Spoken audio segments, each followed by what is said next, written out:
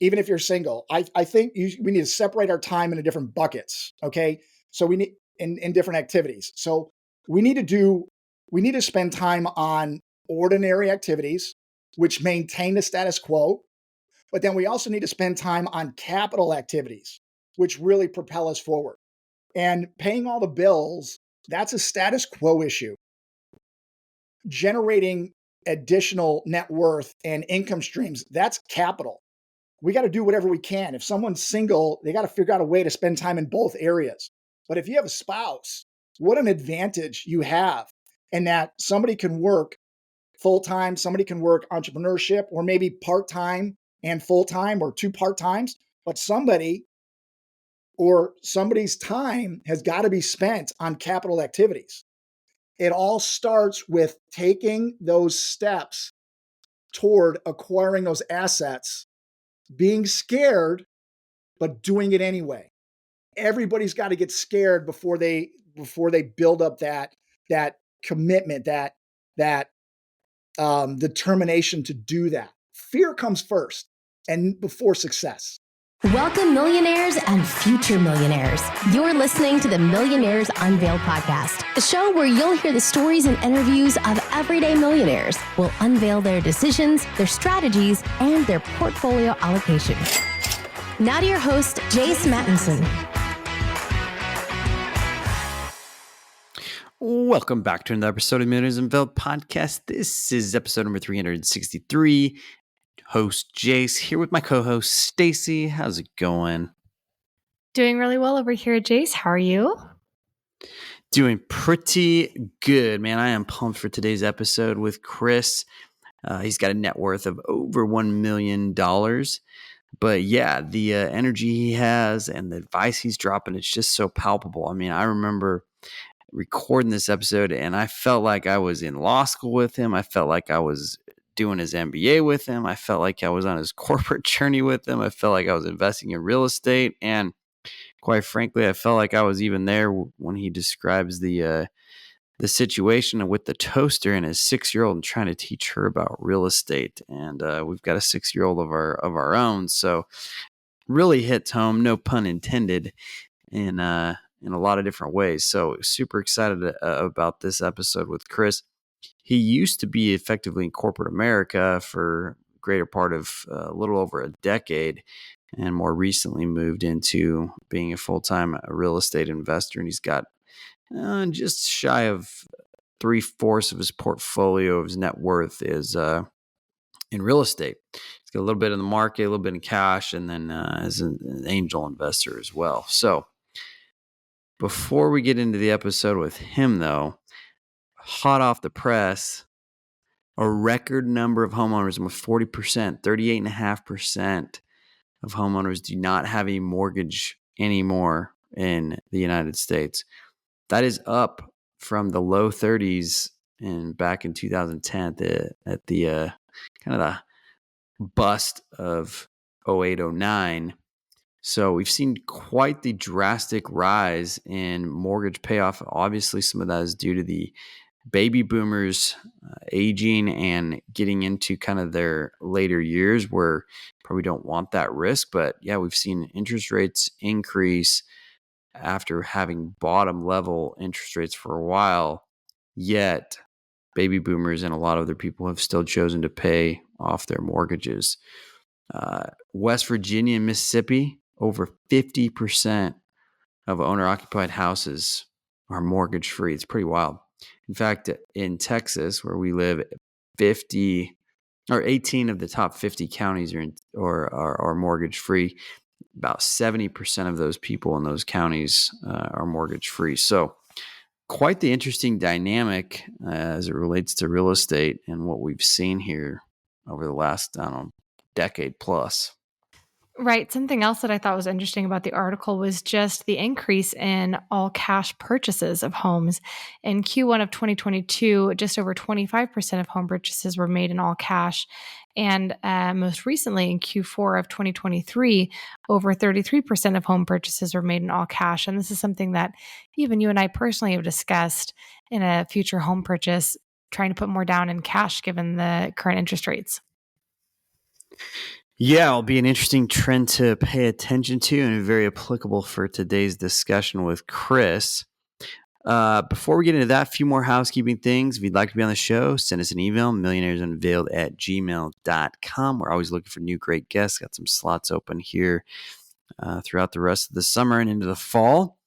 Also, if you haven't left us a rating review, please do so. It continues to help us grow the show and find new millionaire interviewees. And on that note, let's jump right into it with Chris. Chris, do you want to just give us a little about your background and what you're up to now?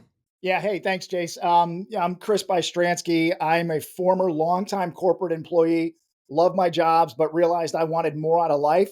So after about 15 years in the corporate world, I looked for other ways to really diversify my income producing activities and my net worth growth rather than simply W-2 income between my wife and myself. So I started investing in real estate, and that has evolved over time. I originally wanted to start acquiring single family houses and just build up a portfolio over time. So, for example, I wanted to buy 2 single family houses in year 1 and then basically buy 2 every year after that. Well, through the due diligence phase, I reached out to some of my friends who I knew were invested in real estate, and they said, "Hey, look, before you go buy a single family house, at least learn about multifamily or commercial real estate." So I did. I went to a couple of meetups, I went to some training, and I was absolutely blown away at how interesting it was to me. I like the size of the project, the people that were involved, and the potential. Plus, I thought it would take up a lot less of my time. So I started down the path of single family houses, and before I bought one, I really pivoted to go into multifamily investing. And right now we're in 2024. I started that in 2018. I left my job in 2019 to focus on being a full-time real estate investor. So we're 6 years into this experiment. Some things have gone really well. Some things have gone really poorly. But I'm in it for the long haul. I love doing it. I love the concept of real estate and what it's done for my net worth and for the future income producing potential of my family and my kids. So I'm a real estate investor primarily. I also do some other things. I've written a couple books. I do triathlons and a whole host of other things. So let's dig into it. Let's ask some questions. Let's have some fun. Listen, if I say anything incredible, thank the host for having me on. If I say something absurd, that's all on me. Okay, so let's go. Let's have some fun. No, I appreciate the intro, and I'm super excited to have you on. And I want to get into to your story because I think it's really unique. And we talked a little bit about the show on some philosophy things that I think are really interesting and probably a little contrarian to the norm. But before we do, what's your net worth today? It's over 1 million. Let's leave it at that. And growing. Love Awesome. that. Never stop. I've heard this concept of retirement. I don't believe in such a thing.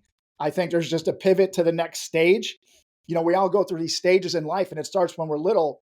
We go through elementary school, and then we go into the next phase of high school, middle school, or then high school. And then some people go to college, but then there's that phase of going to a job. And most people stop at that phase, whether it's this job or that job or the next job. And a lot of people fail to jump to that entirely different stage of entrepreneurship where you can really hit a home run with finances. So I like that concept of finding the next bigger stage rather than the concept of retirement. Awesome. And the net worth over $1 million, what is kind of the breakup of the asset allocation that you have at this point? So it's about 70% real estate, 4% publicly traded stocks, and 26% private entity stocks. So I'm an angel investor as well. Ah, interesting. Okay. So let's back up here and let's just kind of rewind.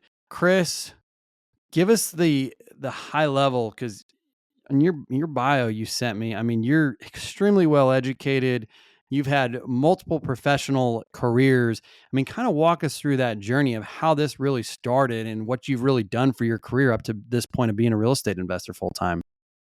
Yeah, it's been a long journey. I grew up in Chicago, relatively poor, single parent household. And I mean, we didn't have a lot when I was growing up. I mean, we were pretty much scraping nickels together. And I was always taught that the way out of that was to go get a great education. And that's similar to a lot of people's stories. To get out of of your current situation, go get that education. Sure, I did that, and then I followed that next step of getting that great corporate job, buying that house, and invest in getting that 401k. I did all of that incredibly well, but I came to the realization that no matter how hard I worked or how high I climbed the corporate ladder, I would not be able to leave that experience and legacy to my kids. So even if I left them a lot of money, the money would eventually be gone unless they knew what to do with the money. So even if I were CEO, I couldn't pass that on. They could not follow me in the role of CEO in a major corporation, right? They would have to go and get their education and climb the corporate ladder themselves. I didn't want to do that. I felt like I was a trailblazer in my family, and I wanted to give my kids a leg up. So I was just looking for other ways to free up my time and pass on to them not only money, but also the knowledge that they would need to really grow their own net worth and do what they want with their lives rather than sitting behind a desk in a cubicle or in an office. So I look for other ways to increase my family's net worth. And back in 2018, I started to go into these real estate meetups, and I realized that a lot of people were a lot less educated than I was and a lot more wealthy than I was and having a lot more fun. And rather than shutting down and not accepting that, I mean, I fessed up to that and I said, hey, I'm not higher than these people. I'm not better than these people. I want to be like these people. I want to know what they know and I want to do what they do because I want to live the life with the flexibility that they have. So I started doing that. I asked a lot of questions. I went to a lot of meetups. I did a lot of training and just started investing in real estate then. And here we are 6 years later. My wife and I decided a long time, 5 years ago now, that we're going to go live where we want to live. We sold our house in 2019. It was a beautiful house. It was the house we thought we were going to live in for the rest of our lives. So we bought it. We over almost $250,000. We rehabbed the property because we thought we were going to be there forever. It was going to be our forever house. We were going to raise our kids in there. And then once we started being around much more successful people, we realized that this is not the place we want to end up. This is not the top for us. So we sold a house. We rented something nearby while we figured out our plan. And we moved to Florida as soon as we could find a house and get our kids into schools that we wanted to. So here we are. We're in Florida. Interesting. So if you don't mind me asking, what did you do in the corporate world for so many years? So for first 8 years, I was an attorney, and I did not want to be an attorney anymore. I saw a lot of the other folks in the organizations having a lot more fun, making a lot more money, and having a lot less stress. So I went back to business school because I wanted to be more on the commercial side. I wanted to be more on the income producing side of things. So I went to business school and then I got out and I went to work in the commodities business at a major corporation. I've worked at three companies, 4 companies? Let's call it 3 companies in my 15 corporate year career. And you would know them all. You would know them. They're global companies. I don't know if they're in the Fortune 10, Fortune 20, Fortune 50, whatever. You would know every single one of them. And I was there to climb the corporate ladder. And I was doing that pretty well. But it wasn't the lifestyle ultimately that I wanted. It got me out of where I was growing up as a kid. It worked perfectly, but it was time for me to get to that next stage. When you were working as an attorney, I mean, was it just seeing your peers and what they were doing that made that switch for you? Or, was it something that you had a conversation with a friend? Or, I mean, it's quite the career switch, right? Like to go to law school, spend the time to do that, get the degree, pass the bar, and start practicing for 8 years to then say, hey, I'm going to go flip all this on its head and go back to business school. Yeah, well, I saw what more senior attorneys, what their life was like. And I did not want that to be me. Very high stress, poor health, not a lot of time with their families. I didn't want any of that. I thought I did. I originally went to get an education to make a lot of money and help people. And I realized that I could do that doing something different because my eyes were opened by meeting other people, meeting successful people, meeting people out of my corporate world. And I bet on myself and my family bet on me and to go do something different. So you're right. It's very hard to do that. I had many conversations with other attorneys and other professionals in the corporate world, and they would hear none of that. They said I was crazy. They said, Hmm. I'll be back. Why would you give all this up? And I kind of laughed at them and looked in their office, piles of papers on their desk, hectic, phones ringing, got to miss this, got to stay late, 40, 50 pounds overweight, stressed out.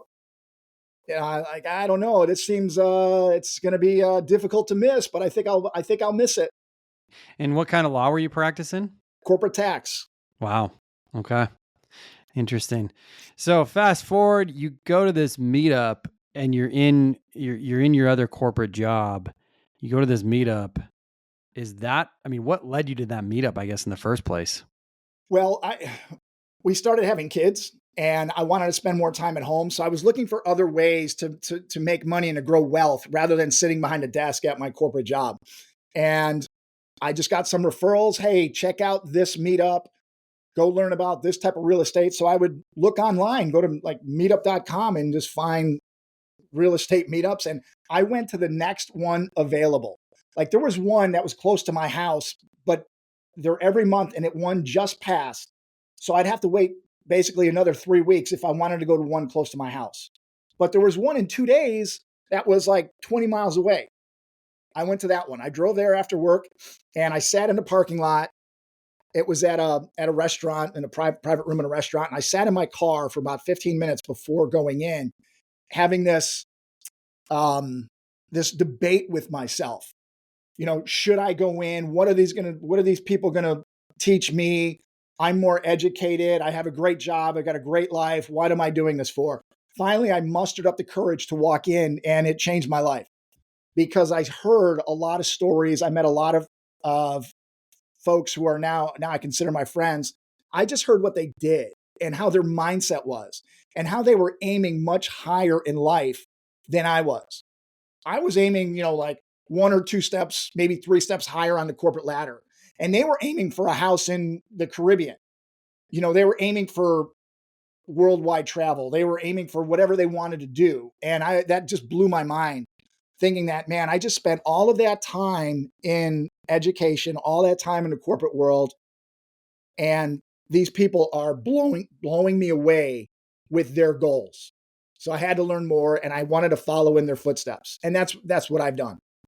Taken some slightly different paths at times, but I enjoy the real estate and growing the portfolio and doing some other things and helping folks and spending a lot of time with my family. So just so I have this timeline right. So you're an attorney for 8 years, then you decide to go back to B school. You're still working while you're in B school. Is that correct? I left my corporate job and I was off for about a year and a half while I was in B school. And then after B school, I went right back into the corporate world. Okay, so then you're back in the corporate world. You're there for several years before this meetup. Yeah, I was there for about 8 years before the meetup. Yeah. Okay. So at this meetup or before this meetup, did you meet a certain mentor that kind of guided you this direction? No, I not before. I just spoke to a couple friends. I had it in my mind for several years that I wanted to start buying some single family houses. Like I had no idea you could go buy an apartment. I had no idea you could do any of that, buy retail space. I thought you did it all on your own and it would take 10, $20 million to go do that. So I wanted to start small and just buy some single family houses because I understood that.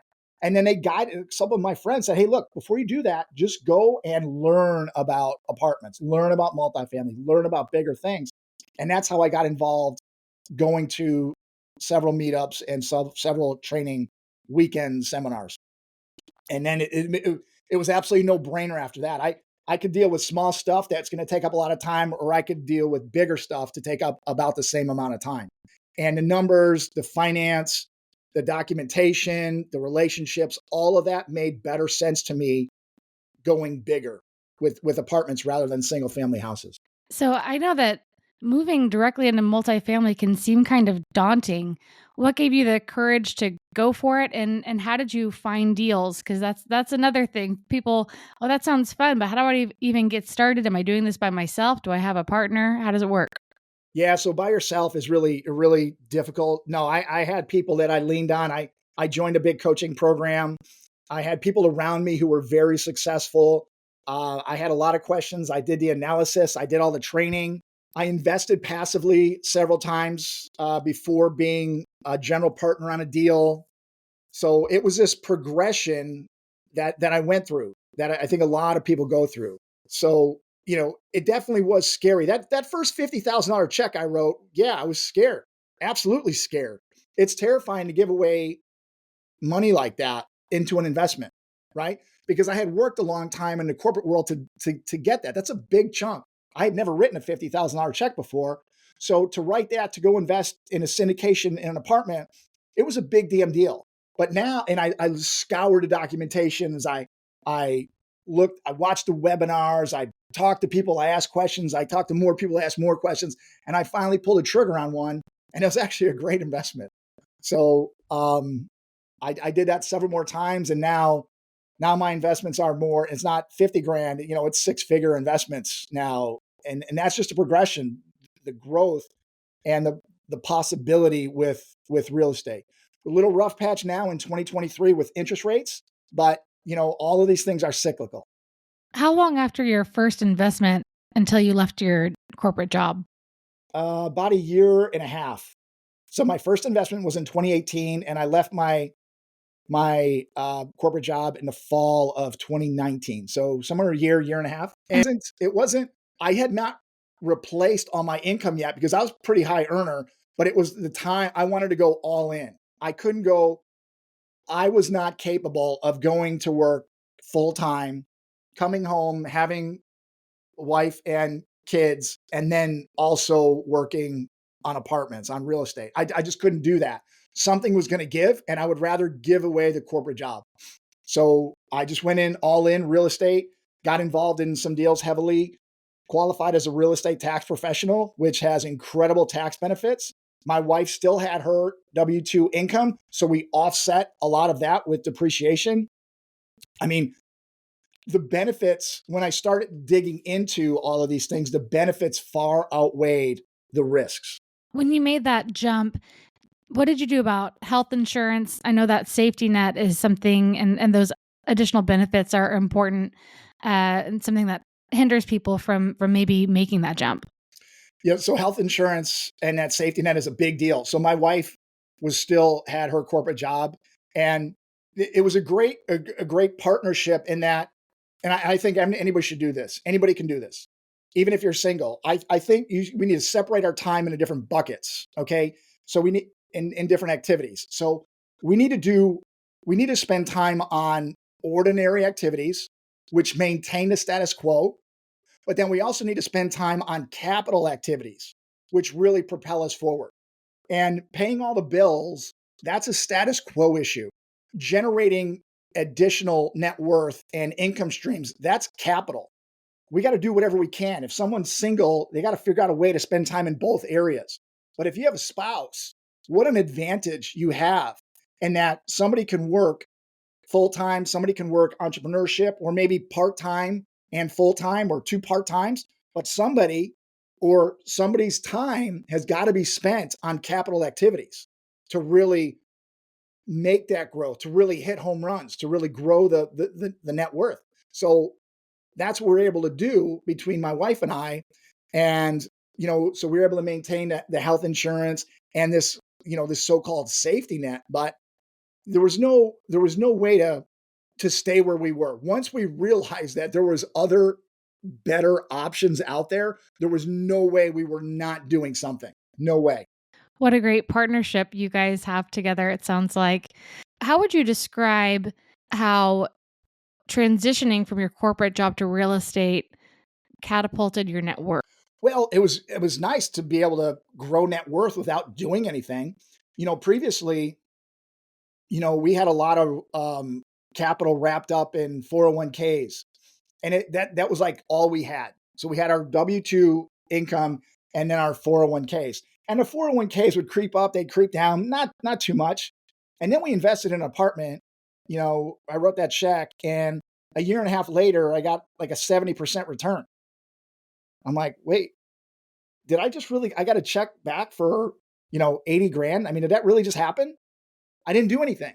I did all the due diligence up front to learn about the investment, and I knew the people who were the general partners who were leading the investment, but I didn't spend any other time on that. Maybe I read some emails. I was not experiencing anything like that in the corporate world. So having that capability really opened up our eyes to like, wow, let's do more of this. Let's do as many of these as we can. And that's that. Like, we never look back. Now, some of them don't go that well. Some of them do better. Not everyone's a home run, but we're going to keep doing it. Over the long term. We're going to outperform a lot of different investments. Yeah, it's quite the story and trajectory that you put yourself and your family on, and I think it's pretty incredible. One of the things that I want to dig into, because I know a lot of people tend to have these kind of mental blocks, or they're trying to figure out, well, how can I do this, that, the other thing? When you had that stoppage in time, quote, call it, where you were transitioning, hey, I'm going to become a full-time real estate investor. How did your mindset shift around that capital that was in your 401k accounts as being kind of one of the only vehicles that you had to start, growing this, outside of what traditional investments may be? Yeah, so that's another reason for the departure from the corporate world, right? So we had cash that we were able to access in savings to go invest in some of this real estate. But then, and this is something I didn't realize until I went to some of these training programs or meetups, in that there's a ton of capital that is just sitting out there that most people have that they don't know that they can use to invest in real estate or a lot of other different assets. So when I left my corporate job, I had a pretty big 401k. As soon as I left, I had this 401k that I could not access. It was stuck in stocks, bonds, and mutual funds. As soon as I left, I was able to roll that into an IRA and then self-direct that IRA and then access that to go invest in more real estate. So I was able to really accelerate what my retirement accounts were doing. I had no idea you could do that before. I thought you just took this money in the corporate world, put it in a 401k, you got the company match, and you live with whatever the stock market did or whatever fund you put it into. I didn't realize you could go get 2, 3, 4, 5x of that amount in real estate if you just self-directed it. But you have to unlock it from the corporate 401k. And as soon as you leave the corporate role, you can move that money out of that 401k into a self-directed IRA, and then you have much more control over that. And not only IRAs, you can do that with education savings accounts, with an HSA, with a lot of different retirement accounts. But most people use those accounts completely wrong. Yeah, I want to take a little deeper dive in this, just because this is something that I think is a common misconception, and it's something that, to some degree, I credit some of our politicians for allowing some of these accounts to get created and the tax advantages around them. But can you just, I guess, tactically walk us through a little bit? When did you find out that you could do something else with your 401k money? Granted, you had to roll it over into an IRA, but when did you kind of do that? And walk us through the psychology of what that was like from a mental gymnastics standpoint of getting to the point of, because you're in the corporate world, most people are like, well, I put in my 401k and I don't want to touch it because I can see it there. It's like I can open the statement and I see the balances there, and moving that to a real estate investment somewhere else that I maybe don't see the balances psychologically can be hard. Yeah, it is hard, but we started investing with cash, and we saw what happens with the investments in cash, and that there were some great returns in 2018, 2019. And then, we weren't even thinking about our retirement accounts because we had this cash. And then it's this progression. You kind of learn what you can do, and then you implement it, and then you learn a little bit more what you can do, and then you try to implement that. So that process was the retirement accounts for me and my wife. I had this 401k that I was stuck in a fund, and well into six figures, and I couldn't do anything with it unless I left. So if I left the company, I could access that money, roll it into an IRA, and then turn it into a self-directed IRA, and then use that to invest in the real estate. Now, I know you could take a loan from your 401k and, up to like 50 grand a year, but then you can pay it back. I get all that. But I was able to really strip everything out, put it into an IRA and then a self-directed IRA, and really have access to all of it. So that was a lot better. And we were able to spread that money out into several different investments and really grow that, in 2019, 2020. So that was fantastic to really increase the size of the portfolio just within a couple short years. Did your wife have to go through a similar transition of being willing to invest in alternative investments with some of this money too? Or was this something you did together, or was it more you? Or kind of walk us through that a little bit. She was on board. We had these accounts sitting there. So we left companies over the years, and we had these 401ks that we rolled into IRAs years ago, and they're just sitting there, not earning much, whatever the growth of the stock market was. And then after that first one with the cash, with that 70% return, 75% return, we saw what was possible. And then we started looking around for other sources of capital. And as we learned more going to these events and talking to people who are doing this, like, wow, we have all this capital that we're sitting on. It's not doing much. Let's use that. So we leverage that. We're both on board with doing that because we knew the growth possibilities. So we moved forward with that. As soon as we found a good investment, we invested. Yeah. And talk us through the usage of the HSA and the ESA as it relates to these alternative investments as well. Yeah. So we had a progression. We went from using cash to using self-directed IRAs, both traditional and Roth. And then we had these other amounts sitting in an HSA. And we were making the same mistakes that a lot of people make. Can you believe this? We used our HSA for health costs. So we go to the doctor, we would pay them with our HSA. Can you believe that? What a huge mistake. For years and years, we were doing that. But as we learned about all these different areas of capital that we can use to invest with, we went from the cash to the IRAs, and all of a sudden we learned that you could also use an HSA. We had 5 figures sitting in an HSA. So we took that and used that as part of a bigger investment into a medical device company, a private stock. So we've got that sitting there. My daughter, we set up some education savings accounts. We self-directed those as well. Along with the HSA, we self-directed all of those accounts, and we're able to put all of that into an investment. So it's not sitting, earning basically nothing in stocks, bonds, or mutual funds. So we really have much more control over what we're doing. And it was just amazing that we had this epiphany after being around other people who this was normal for. Years ago, I never knew you could self-direct IRAs and invest in real estate. And then we did it because we saw other people doing it and being successful. And then we took our other accounts, the HSAs and the ESAs, education savings accounts, and we did the same thing with those. So instead of sitting there, we're leveraging those as best we can. Amazing. Thank you so much for sharing your insight. This is certainly not a direction that many of our interviewees go in terms of using their ESAs, HSAs, and whatnot, and how you've used it toward real estate. That's great. So I'm curious, did your wife leave her corporate job, or is she still working there? No, she's still working, because what's great about that is that she works from home. She travels every once in a while, but it's incredibly flexible, and she loves what she does. So she helps me out a little bit. She helps out the business and offers tips. She's the brains of the family. Okay. So we just let her do what she does. And then that when says I need a lot help, with your pedigree too.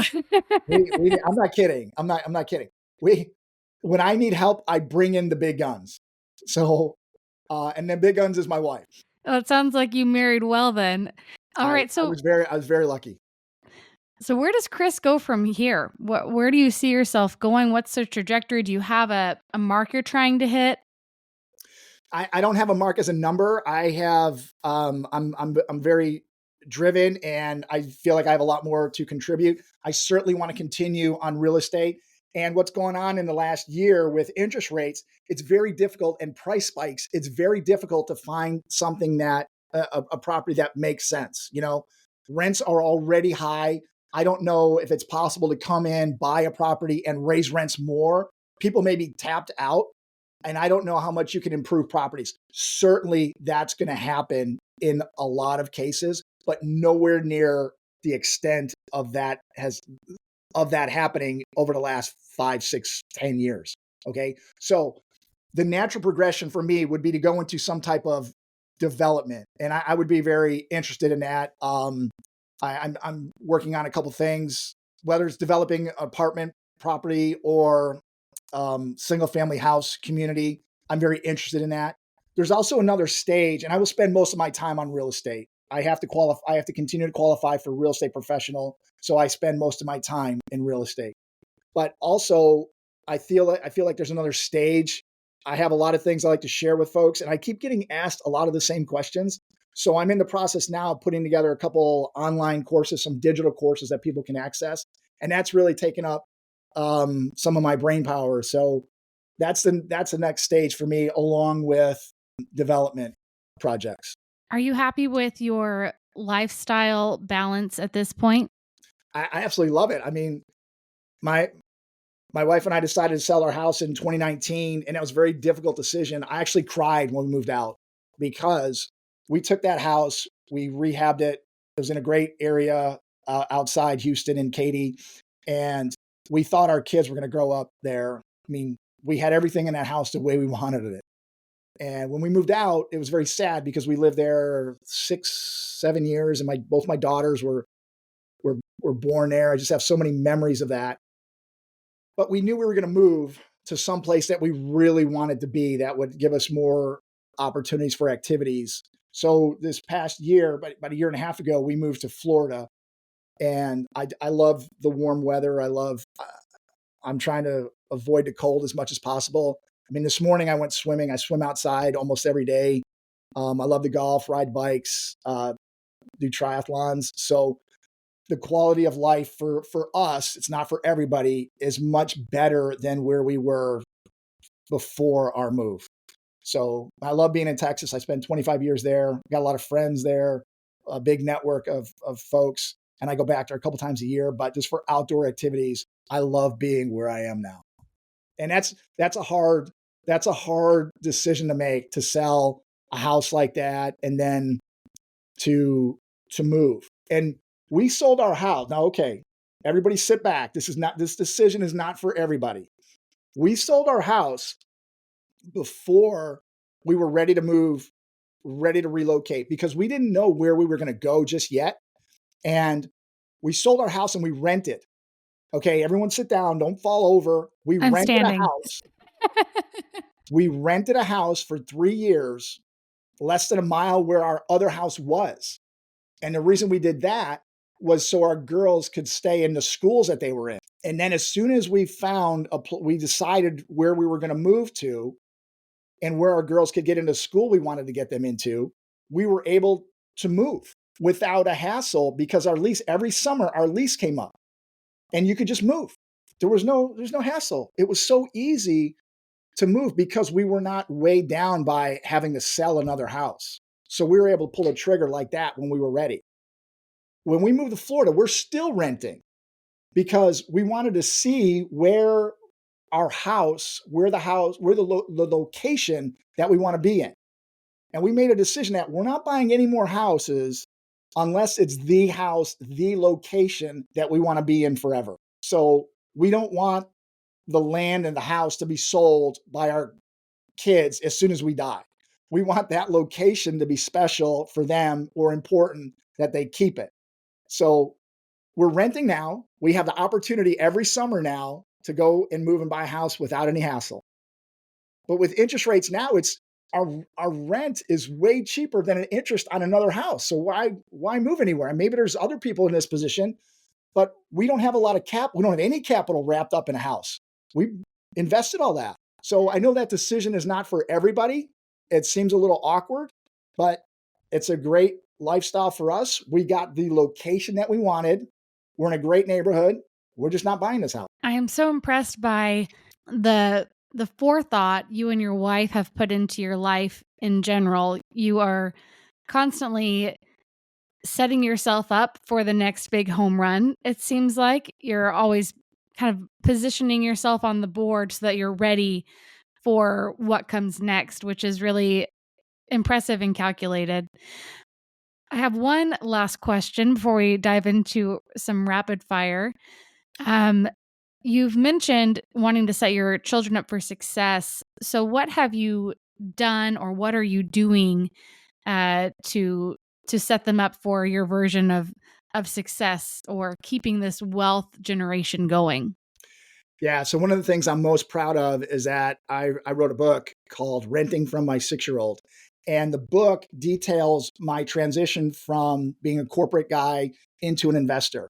But the important part is how I taught my daughter the lessons of entrepreneurship and how to buy cash flowing assets. Okay. So think about it. At the time I wrote the book, I had a 6-year-old. And I wanted to start teaching her. I really wanted to embed the foundations of financial literacy, and not not like liabilities and assets and ROI, none of that, but the concepts of how to make money. You really bore down on this. The fundamentals of making money are: you can go get a job and somebody will pay you for your services. You could produce something and somebody will buy it from you, or you can have something that people rent. It's some variation of those three. And for the longest time, I was trading my services or time for money. I never wanted my daughter to do that. Okay. So I developed this system where I made her think like a real estate investor. I didn't have to teach her anything. This was the beauty of it, in that I gave her some jobs around the house. I set her up like an employee. You turn the lights on during the outside lights during the day, and you turn them on at night, and I'll pay you $1 a week. That's one job for you. And I gave her 3 similar jobs, so she was making $3 a week. Okay, I set her up as an employee. I trained her to be an employee. She's making $3 a week. Okay, for 3 jobs, and then I gave her this option: if you want to start making real money, I will sell you that family toaster right there on the counter for $25. So, daughter, you give me $25, you get the toaster that we all use every day, and I will pay you $1 rent a week. Okay, think about that. This is already genius. I love this. Think about that. She's making money. She's trading her time for money, which is what most people do, which is what I did for a long time. And then I gave her the option to start making passive income. She was 6. Of course, she didn't want to do it. She didn't know what that was. That's the same thing as a lot of adults. It took her a while to get her head around it. And then when she finally agreed, I didn't push her. She had to come to that conclusion herself. Months go by. She decided, yeah, she'll do it. I draw up this piece of a 5-sentence contract. Okay. Mommy and daddy agree to sell the toaster to daughter for $25. And then mommy and daddy agree to pay daughter $1 a week of rent. She didn't know what that was. She was 6. But she, in her mind, I was taking her $25 and I was only going to give her 1 back. She saw the agreement. I explained it to her. She started crying and she runs up to her room, slams the door. I go up there. She said she didn't want me to take her money. She didn't want to do it. Fine. She's scared. She doesn't know what it is. It's foreign to her. She doesn't know about making money that way. Does any of this sound familiar to anybody? This is how adults work too. We get a job, we get money, and we don't want to give it up for an investment, for an asset that's going to pay us passive income. This is the hiccup that a lot of people have, and my 6-year-old had it too. This is exactly why I did this to her.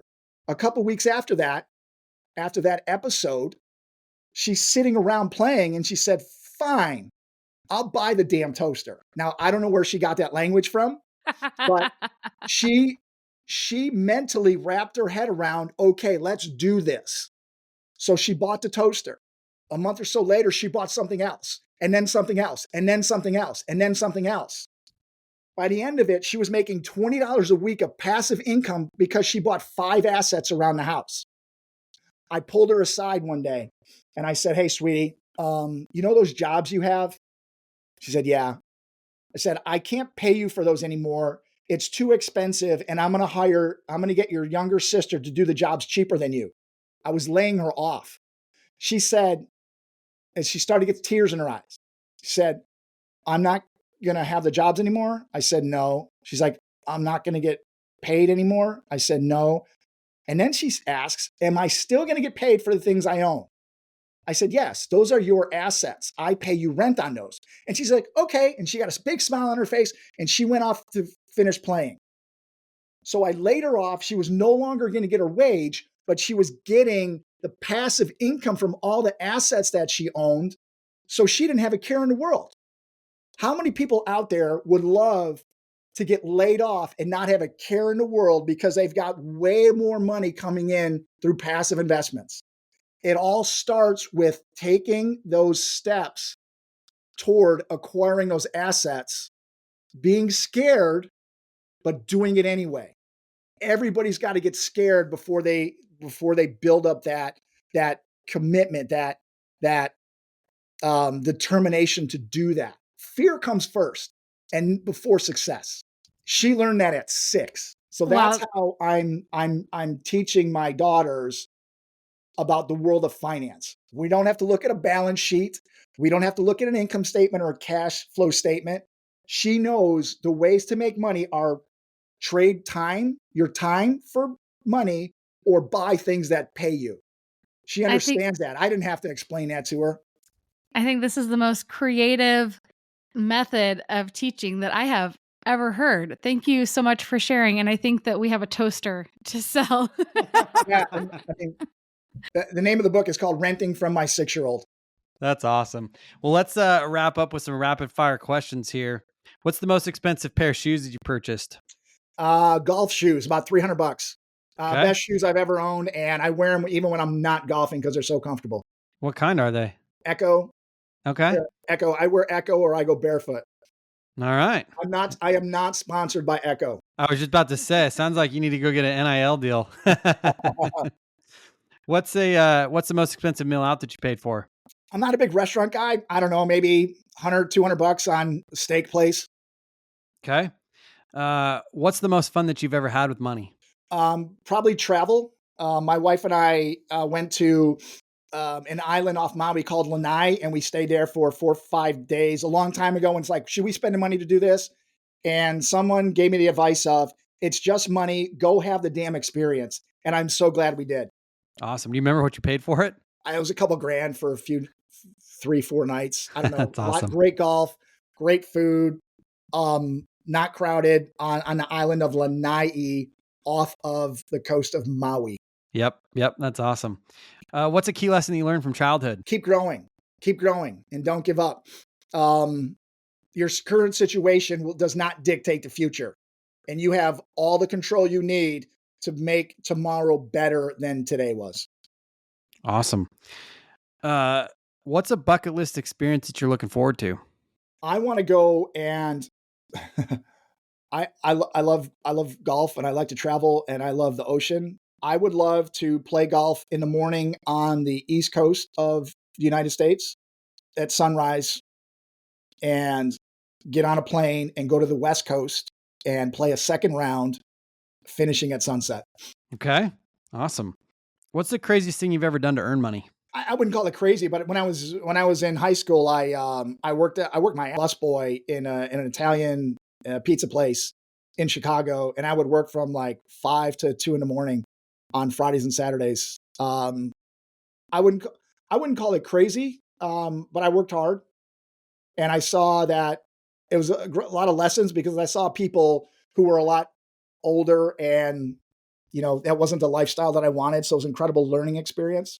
But maybe the craziest was staying in a corporate world longer than I should have, or staying in a job longer than I should have. Listen, I love my jobs, and I appreciate every one of them. I have great memories. It just wasn't for me. It's not for everybody. That's a great thing about growing up here in the States, and that there's a lot of options. There's a lot of different climates, a lot of places to live, a lot of different jobs, a lot of different things people can do. So if something is not for you, there's something else. Yeah.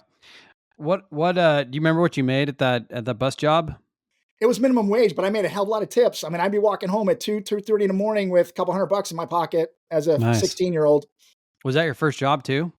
It was my second job. When I was younger, I used to clean out a mechanic shop, like auto mechanic shop, like clean the floors. Okay. But so that bus boy was my second job. What's the dumbest thing you've ever wasted money on? Oh my gosh.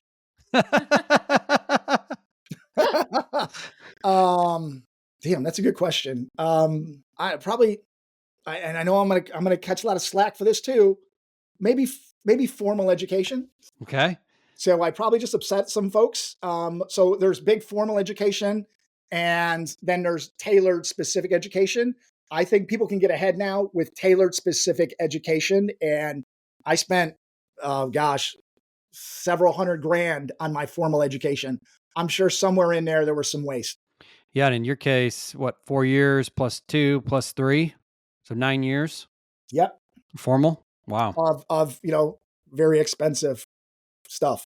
Yeah. So Yep. I'm sure there's a lot of waste in there. And right now I would target, instead of that big formal education, I would do more targeted stuff. I'm glad I did it, because I can look back and say, okay, this was a mistake. Do this, don't do that. It's very easy for me to look back and see that now. Yeah. Let's flip the script. What's something you've spent way too much money on, but you don't regret it? Oh man. I had a Lexus one time. It was amazing. A couple jackets, golf clubs, these bikes behind me. I'm relatively cheap in that for something I really want, it's valuable to me and I will pay for it. But something that's not so valuable, I can't stand overpaying. So for example, 10 grand on a bike, I'll do it. $5 on a pack of gum, I can't do it. I'm with you on that. Can't do it. Do you have a favorite triathlon that you've ever done? I've done some Ironmans. I'm looking at an Ultraman. I volunteer for those. I've got one. I'm going to be in Arizona in March to crew an athlete, and that's part of my due diligence to see if that's something I'd be interested in. That's cool. What's a closely held belief that you once had that you recently changed? That you're stuck at this stage. Like, this is what you do. This is what you train for. So you have to do this for the rest of your life. So for example, going to law school. A lot of people go to law school and think that they're stuck as being an attorney forever, or they're stuck being a doctor forever, or they're stuck being an accountant forever, or whatever it is. And that's not true. At any point in time, you can change. You can change and get onto the next stage. Maybe what you just did wasn't training for the profession or the career that you thought you were going to have, but it's perfect training for something else. So don't let your history control your future. Limit your options for the future. That's awesome. Any last words of advice for somebody who's just starting out? Keep growing, keep moving around, keep learning, and don't box yourself in. There's a lot of different ways to increase your income, increase your net worth, learn and take steps forward. Everybody is scared at first, but the second time gets easier. The third time gets easier than that, and on and on and on. Keep getting to that next bigger stage. Awesome. And I know, Chris, this has been a phenomenal episode, but it's not stopping for our guests. You've got some freebies for them, correct? I sure do. It's easy to get to them. If you're interested in 12 action steps to become financially free, it's a simple text. Just text the word action to 66866. The word action to 66866. And if you're interested in endurance events or racing or getting into better health, I've got an endurance success blueprint. It's not all training and time that you need to work on. It's these 6 different things that I've developed. You could text the word success to 66866. I look forward to hearing people reach out. I hope I added some value, and maybe I upset some people. Maybe I gave some people some great insights. either way, I hope I made an impact. That's awesome. Appreciate it, Chris. Net worth of $1+ million. Thanks for coming on the show today. Thank you, everybody.